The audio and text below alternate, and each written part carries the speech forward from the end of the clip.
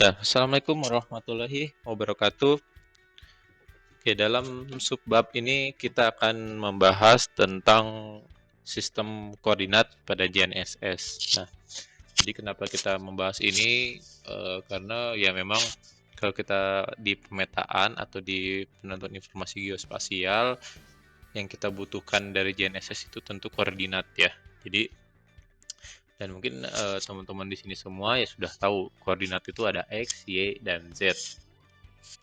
Nah, yang ingin saya jelaskan adalah sebenarnya dalam GNSS ini X, Y, dan Z itu acuannya di mana sih gitu ya. Karena kalau kita bicara koordinat itu kan kita harus mengacu pada suatu titik ya. Dan di sini kita akan mempelajari terkait sistem koordinat pada GNSS. Nah, jadi ini adalah slide dari Pak Hasanuddin ya. Jadi kalau kita bicara positioning itu tidak hanya X, Y, dan Z sebenarnya ya. Kita juga bicara metode ya, penentuan posisinya. Kemudian ada yang namanya geodetik datum ya. Jadi geodetik datum itu adalah suatu acuan koordinat ya yang kita gunakan, itu namanya datum. Kemudian ada koordinat reference system. Nah, ini adalah parameter dari sistem referensi yang kita gunakan. Ini memang agak sedikit rumit ya. Dan ini juga ada koordinat reference system. Nah, jadi koordinat reference system itu adalah aplikasi atau realisasi dari koordinat reference system itu ya benar dari koordinat reference frame maksudnya ya adalah aplikasi atau realisasi dari koordinat reference system gitu ya. Oke, ini intinya dalam positioning itu ketika kita mendapatkan X, Y, dan Z itu tidak hanya angka X, Y, dan Z tapi di situ ada parameter ini semua ya.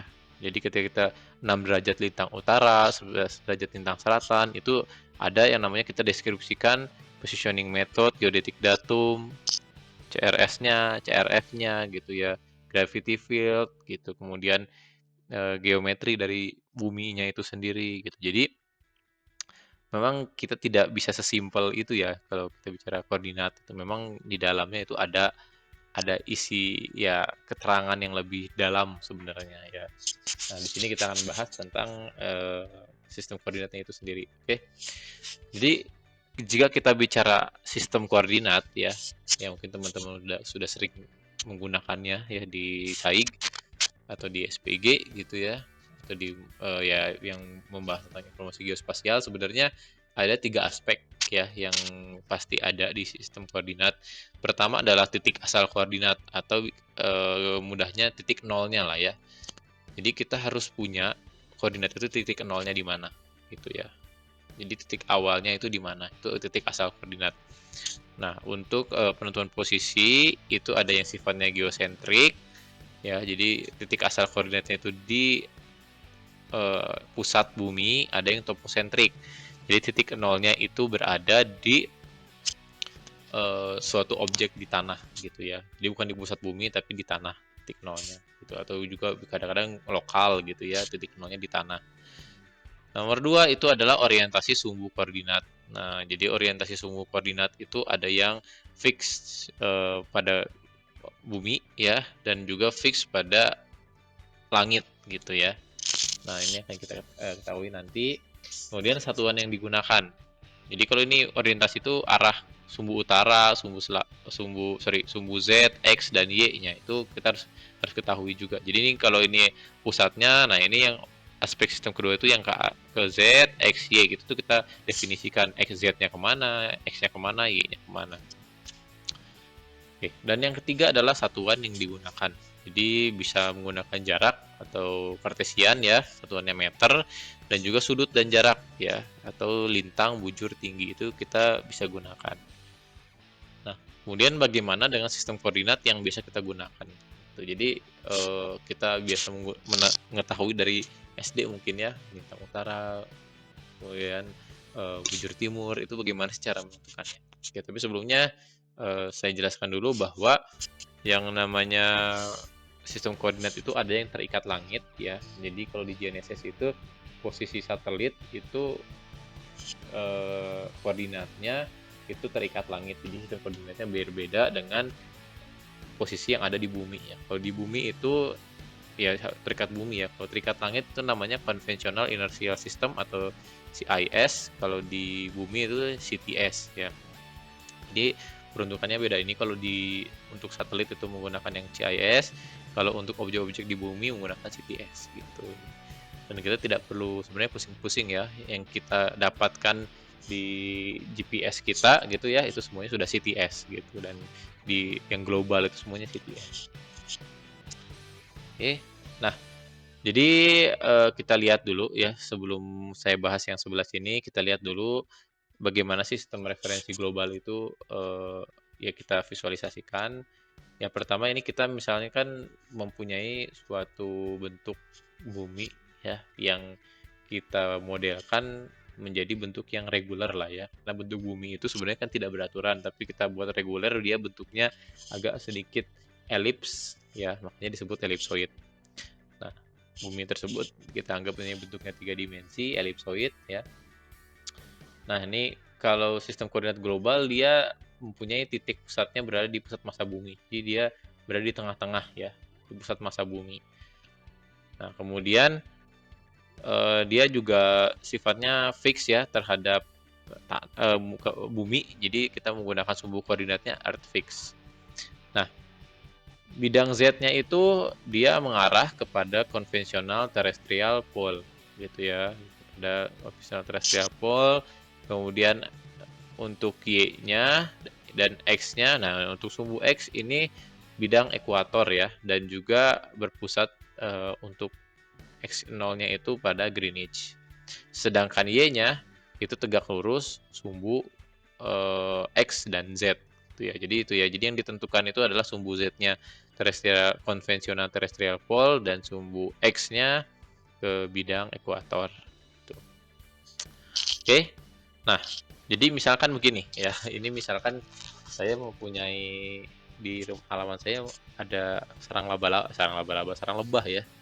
Sarang lebah. Nah, saya ingin tahu koordinat sarang lebah itu berapa gitu. Jadi kalau kita ini saya ilustrasikan kalau kita menggunakan eh, koordinat global yang berbasiskan lintang bujur ya. Jadi seperti ini ya. Nah, ini kita ilustrasikan ini posisinya itu ini di atas pohon ya. Nah, ilustrasikan dia kalau di posisinya si ellipsoid itu kita tarik lurus sehingga posisinya di sini kalau di ellipsoid ya. Dibayangkan ini ellipsoidnya itu adalah di kaki kita gitu ya. Dan ini posisinya ada di atas gitu ya. Nanti ini kita luruskan sehingga kalau di ellipsoid posisinya di sini. Jadi yang kita ukur adalah koordinat lintang bujur di sininya, di ellipsoid. Oke, pertama itu kita ukur si ya. Nah, ini ya. Jadi kita ukur yang bujurnya dulu ya. Jadi kalau bujurnya itu kita terhadap sumbu X dan sumbu Y gitu. Jadi kita putar terhadap sumbu X dan sumbu Y ya. Dan kita tarik. Nah, itu adalah bujur. Untuk lintang kita tarik ke arah atas ya. Nah, ini ke arah si posisinya kita tarik secara vertikal ya, dari yang datarnya itu bidang ekuator sehingga ini mendapatkan lintang, ini mendapatkan bujur. Jadi kurang lebih seperti itu ya. Jadi untuk mendapatkan lintang dan bujur itu memang kita harus harus juga mendefinisikan sumbu Z, sumbu X dan sumbu Y-nya seperti itu. Nah, ini adalah untuk koordinat yang sifatnya lintang bujur. Kalau koordinat yang sifatnya kartesian juga bisa ya.